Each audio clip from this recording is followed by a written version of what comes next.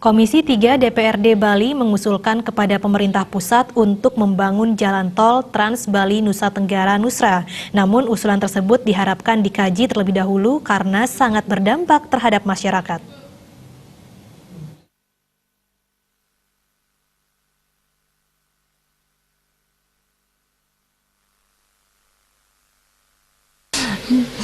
Usulan tersebut sempat dikemukakan Ketua Komisi 3 DPRD Bali Nengah Tambe. Menurut Tambe, tol yang semula diusulkan memang tol Gilimanuk Denpasar.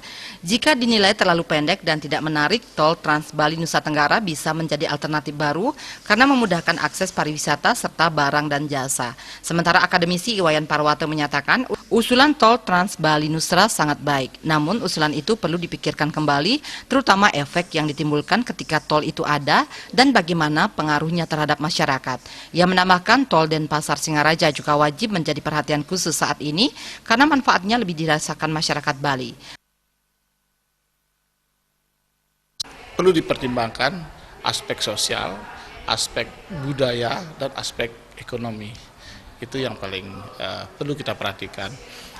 Sehingga akses yang menuju antar pulau itu tidak masalah lagi, kita waktu dan sebagainya kita tidak masalah kan, waktu terus aktivitas kita lebih cepat kan begitu.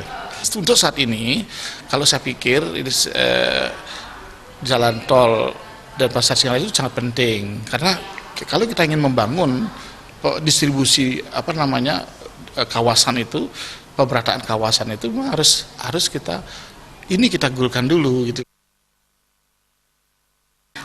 Usulan tol Trans Nusra diwacanakan demi tercapainya pengembangan pariwisata dan mendorong semua Pemkab menjalin kerjasama dengan pihak luar pulau. Jaya Kusuma, Bali TV.